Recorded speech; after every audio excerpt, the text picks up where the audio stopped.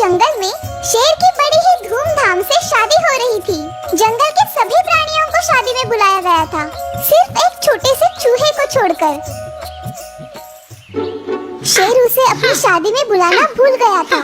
इस बात को लेकर वो चूहा बड़ा ही नाराज हो गया। ये शेर तो बड़ा ही घमंडी निकला। मुझे शादी में ना बुलाकर उसने मेरा अपमान किया है। मैं इसका बदला अवश्य लूंगा। वो मन ही मन सोचने लगा कि अब क्या किया जाए। आखिर उसे एक तरकीब सूझी। मैं भी शादी करूंगा। हाँ, मैं भी शादी करूंगा। बड़ी ही धूमधाम से करूंगा और उस शादी में शेर के अलावा सभी प्राणियों को न्योता दूंगा। हाँ, यही ठीक रहेगा। चूहे ने शादी करने का फैसला कर लिया और वो अपने लिए एक दुल्हन ढूंढने निकल पड़ा।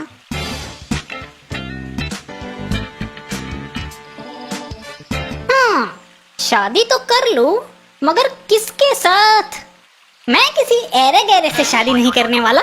मेरी दुल्हन तो उस घमंडी शेर की दुल्हन से भी सुंदर और शक्तिशाली होनी चाहिए। दुल्हन की खोज को लेकर चूहा चिंतित हो गया। वो सोच रहा था कि भला इतनी सुंदर और शक्तिशाली दुल्हन उसे कहाँ मिलेगी।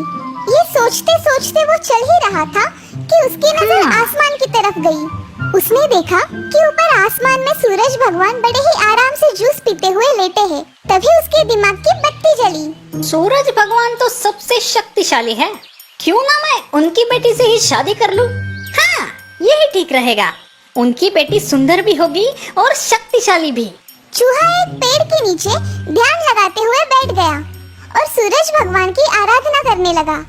ओम सूर्याय नमः, ओम सूर्याय नमः, ओम सूर्याय नमः। सूरज भगवान को आश्चर्य हुआ कि भला एक नन्हा सा चूहा उनकी आराधना क्यों कर रहा है। वे चूहे के सामने प्रकट हुए। बोलो नन्हे से चूहे, तुम मेरी आराधना क्यों कर रहे हो? भगवान, मैं शादी करना चाहता हूँ। अरे वाह, ये तो बड़ी अच्छी बात है, लेकिन इसमें तुम्हें मेरी मदद क्यों चाहिए? क्योंकि मैंने ये प्रण किया है भगवान कि मैं दुनिया की सबसे शक्तिशाली व्यक्ति की लड़की से ही शादी करूंगा और आप इस दुनिया के सबसे शक्तिशाली व्यक्ति हो, इसलिए मैं आप ही की बेटी से शादी करना चाहता हूँ। सूरज भगवान सोच में पड़ गए। भला एक चूहे से वे अपनी बेटी की शादी कैसे करवा सकते हैं? ये चूहा तो पागल हुआ लगता है। भला मेरी बेटी और इससे शादी करेगी? किसी भी तरह से इससे छुटकारा पाना ही होगा, मगर कैसे? तभी उन्हें एक तरकीब सूझी। वे बोले, ये तो बड़ी ही अच्छी बात है कि तुम मेरी बेटी से शादी करना चाहते हो। तीनों लोकों में ढूंढने पर भी तुम्हारे जैसा दूल्हा मेरी बेटी को नहीं मिलेगा। सूरज की ये बात सुनकर चूहा मन ही मन बड़ा खुश हुआ। उसके मन में शादी की शहनाइयां बजने लगी।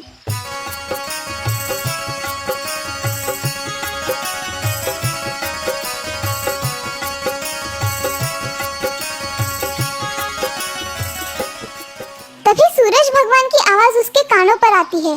मैं अपनी बेटी की शादी तुमसे जरूर करवा दूं, मगर याद रहे, मैं इस दुनिया का सबसे शक्तिशाली व्यक्ति नहीं हूँ। मुझसे शक्तिशाली तो वो सफेद बादल है जो अपनी परछाई से मुझे भी ढक देता है। चूहा अब आसमान की तरफ उस सफेद बादल को घूरने लगा। क्या कहा? आपसे शक्तिशाली वो सफेद बादल है? तो मैं उसी की बेटी से शादी करूंगा। आप उसे नीचे बुलाइए। सूरज ने बादल को नीचे बुलाया। मैं आपकी बेटी से शादी करना चाहता हूँ क्योंकि आप सबसे शक्तिशाली हो।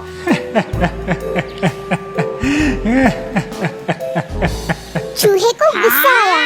वो बोला, इसमें हंसने की क्या बात है? क्या ये रिश्ता आपको पसंद नहीं? अरे नहीं नहीं, ऐसी बात नहीं है।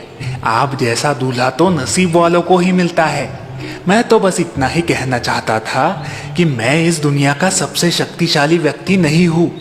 मुझसे शक्तिशाली तो ये हवा का झोंका है जो अपनी एक फूंक से मुझे कोसों मैल भगा सकता है। अच्छा, ये बात है। तो फिर मैं हवा की बेटी से शादी करना चाहता हूँ। आप कृपया उसे यहाँ बुलाइए। फिर हवा को वहाँ पे बुलाया गया। हवा के सामने भी चूहे ने अपनी शादी का प्रस्ताव रखा।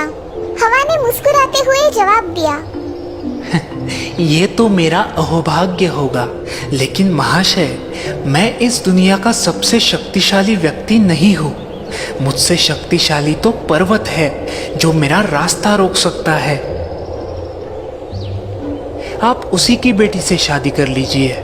चूहे को ये बात पसंद आई। उसके कहने पर पर्वत को भी वहाँ बुलाया गया। मैं आपकी बेटी से शादी करना चाहता हूँ, क्या आपको कोई एतराज है? अरे नहीं नहीं, भला मुझे क्यों एतराज होगा, पर आपको बता दूं, मैं सबसे शक्तिशाली नहीं हूँ। क्या बात कर रहे हैं? तो फिर आपसे भी शक्तिशाली और कोई है? हाँ है, मेरे पर्वत के शिखर पर एक मोटा सा काला चूहा रहता है। वो इतना शक्तिशाली है कि मुझे भी अपने दांतों से कुरेद सकता है। उसने मुझे कुरेद कर मेरे पेट में एक बड़ा सा सुरंग बना दिया है और अपने परिवार के साथ वो वहाँ रहता है। आपको उसी के बेटी के साथ शादी कर लेनी चाहिए, क्योंकि वो मुझसे भी शक्तिशाली है। अगर ऐसा है तो फौरन मुझे उस मोटे चूहे के पास ले चलो, मैं उसकी बेटी से शादी करूंगा। इस तरह से सभी लोग उस मोटे चूहे के घर आ पहुँचे। मोटे चूहे ने सबका स्वागत किया। मोटे चूहे की बेटी जब उस नन्हे चूहे के सामने आई तो उसे देख नन्हा चूहा एकदम से लट्टू हो गया। वो उसे बहुत ही पसंद आई। उसकी आंखों में जैसे गुलाब के फूल खिल उठे। सबने उसके विवाह का प्रस्ताव उस मोटे चूहे के सामने रखा। उसने फौरन हाँ कर दी और फिर बड़े ही धूमधाम से उस नन्हे चूहे की शादी उस मोटे चूहे के बेटी से हो गई।